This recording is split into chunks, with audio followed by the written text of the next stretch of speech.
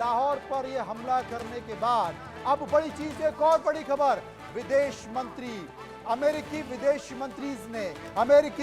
मंत्री से एस जयशंकर, जो कि भारत के विदेश मंत्री हैं, उनसे बातचीत हुई है। मुझे लगता है कि इस घटना के बारे में जानकारी देने की कोशिश की गई है। अमेरिकी विदेश मंत्री ने एस जयशंकर से बात की है, क्योंकि जिस तरीके से पाकिस्तान ने प्रोटोकॉल तोड़ा है, सिविलियंस पर हमला किया है, कायराना हमला किया है, तो भारत भी अब जवाबी हमला करेगा। अब इस जवाबी हमले में आतंकवादी मारा जाए, या फिर इस जवाबी हमले में पाकिस्तान की सेना मारी जाए, या इस जवाबी हमले में पाकिस्तान की सेना के साथ तमाम उनको सैन्य प्रतिष्ठानों का नुकसान हो, या फिर जनता पर हमला हो, भारत इसके लिए जिम्मेदार नहीं होगा। मनोहर केसरी हमारे साथ मौजूद हैं।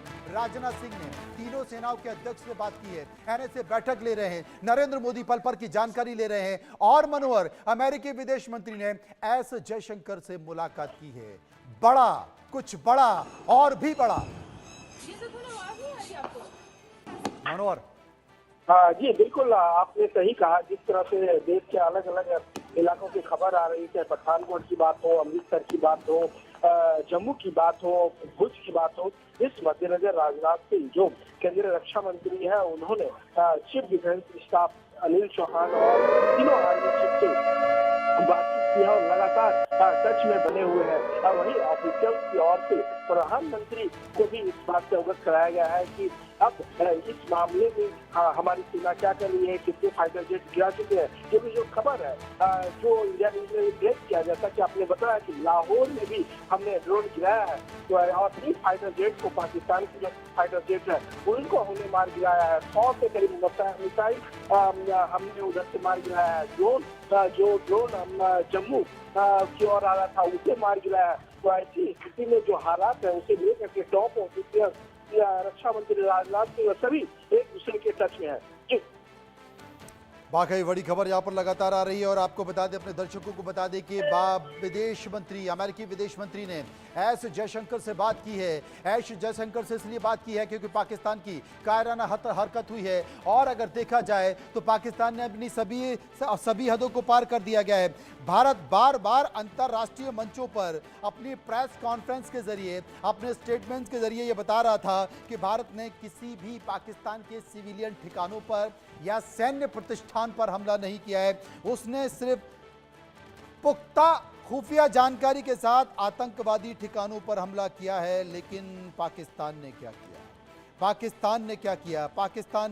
पाकिस्तान ने आपको बड़ी खबर बता दूं, अमेरिकी विदेश विभाग की प्रवक्ता टेमी बुश ने कहा है कि सचिव मार्को रूबियो ने आज भारतीय विदेश मंत्री सुब्रमण्यम जयशंकर से बात की है। सचिव ने तत्काल तनाव करने की आवश्यकता पर बल दिया है। उन्होंने भारत और पाकिस्तान के बीच सीधी बातचीत के लिए अमेरिकी समर्थन व्यक्त किया, संचार में सुधार के लिए निरंतर प्रयासों को प्रोत्साहित किया। सचिव ने पहलगांव में हुए भयानक आतंकवादी हमले के लिए अपनी संवेदना को दोहराया है।